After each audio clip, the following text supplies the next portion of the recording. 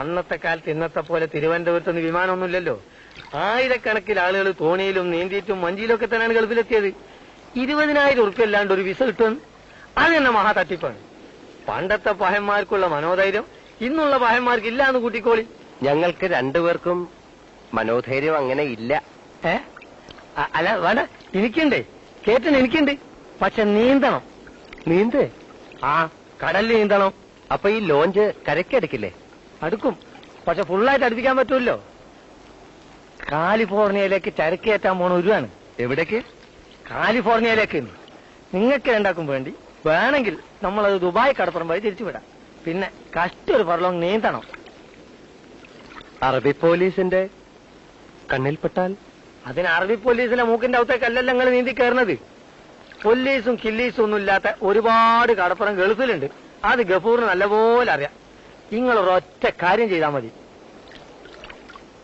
2 അറബിന്റെ dress കരുതണം. അതെന്തിനാണാവോ? കര പറ്റിയാൽ ഉടനെ അറബിക്കുപ്പായ എടുത്തിട്ടോളി. അറബിക്കുപ്പായക്കാരന് ഏത് പോലീസാണ് പിടിക്കുക? അതെ.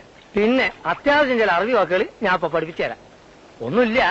അസ്സലാമു അസ്സലാമു അസ്സലാമു അലൈക്കും അലൈക്കും വഅലൈക്കും വഅലൈക്കും മുസ്സലാം മുസ്സലാം മതി. പിന്നെ 7-ാം തീയതി ഉരു പുറപ്പെടുന്നതാണ്. പൈസയും കൊണ്ട് പോന്നോളി. അല്ല ഗഫൂർക്ക, ഒരു പക്ഷേ പിടിച്ചു പോയാൽ? ആരെ പിടിക്കാൻ? ഇവിടെ പിടിക്കും എന്നുള്ള ഭയം ഉണ്ടായാൽ തന്നെ ആരെയും പിടിക്കും. അതുകൊണ്ട് പിടിക്കൂല എന്ന് വിശ്വസിച്ചോളി. നിങ്ങളെ ആരും പിടിക്കില്ല. പിടിക്കൂല. ഗഫൂറാണ് പറയണത്. ധൈര്യമായിട്ട് പോ. എന്നിട്ട് 7-ാം തീയതി പൈസ ആയിട്ട് പോവാ.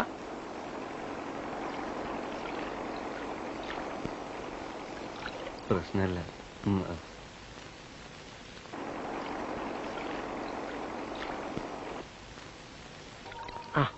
വാ.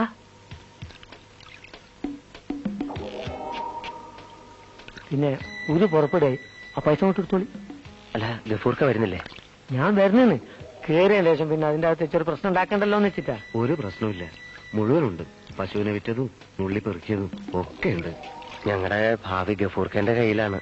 അത് നിങ്ങളിപ്പോ എത്ര പറയാനുണ്ടോ? ആ പിന്നെ അറബിന്റെ ഡ്രസ്സൊക്കെ എടുത്തിട്ടുണ്ടല്ലോ. ഉണ്ട്. എന്നാ പോന്നോളി. അല്ല ഇതാണോ ഒരു പുറത്താണ്. നമ്മളിതിൽ അങ്ങോട്ട് എത്തണ്ടേ? വന്നാട്ടെ. ഇങ്ങോട്ട് പോരേന്ന് വരി. തല സൂക്ഷിക്കണേ, മുട്ടും. ഇനി പെട്ടിയൊക്കെ ഇവിടെ വെച്ച് ഇവിടെ എവിടെയും കിടക്കുകയോ ഇരിക്കുക എന്ത് വേണമെങ്കിലും ചെയ്തോളി. പിന്നെ ഇപ്പോഴത്തെ പണിക്കാര് ആരാന്ന് ചോദിച്ചാൽ ഗഫൂർക്ക ദോസ്ത് എന്ന് പറഞ്ഞാൽ മതി. ബാക്കിയൊക്കെ നമ്മളേറ്റ്.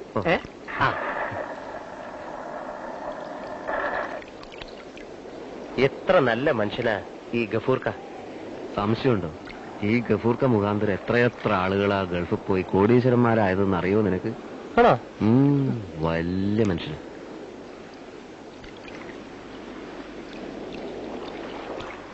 ഡാ വിജയ, നമുക്ക് ഈ ബുദ്ധി നേരിട്ട് എന്താടാ തോന്നാത്തത്? എല്ലാത്തിനും അതിന്റേതായ ഒരു സമയമുണ്ട് ദാസ. എണീറ്റാത്ത മക്കളെ, എനിക്ക് സ്ഥലത്തിക്കണ്. സ്ഥലത്തി. അങ്ങനെ പഠിച്ചവന്റെ കൃപ കൊണ്ട് ഒരു തട്ടുമുട്ടില്ലാണ്ട് നമ്മൾ ദുബായ് കടപ്പുറത്തെത്തിക്കണേ. ഭഗവാനെ, ഈശ്വര രക്ഷിക്കണേ. നല്ല കാര്യത്തിന് പറ്റിയ നേരം പരവരാ വെളുക്കുന്നേ ഉള്ളൂ. ഇനി വൈകണ്ട, ചാടിക്കോളി. ഗഫൂർക്ക, ഈ ഉപകാരം ഞങ്ങൾ ഒരിക്കലും മറക്കില്ല. പണി കിട്ടി ആദ്യമായിട്ട് നാട്ടിൽ വരുമ്പോ നമ്മളെ പുരയിലൊന്ന് വെറുതെ വരണം. പൊന്നും പൈസ ഒന്നും നമുക്ക് വേണ്ട. നിങ്ങൾ നന്നായി കാണാന്നുള്ളതാണ് നമുക്കുള്ള ആകെയുള്ള സന്തോഷം. ദൈവമാണ് ഗഫൂർക്ക ഞങ്ങൾക്ക് കാണിച്ചു തന്നത്. ഗഫൂർക്കയാണ് ഞങ്ങളുടെ ദൈവം. നിങ്ങൾ രണ്ടും നമ്മളെ മക്കളാണ്. ഇനി വൈകണ്ട, നീന്താനുള്ള ട്രൗസറും കുപ്പായിട്ട് വേഗം ചാടിക്കോളി. ആ കാണാണ് ദുബായ്.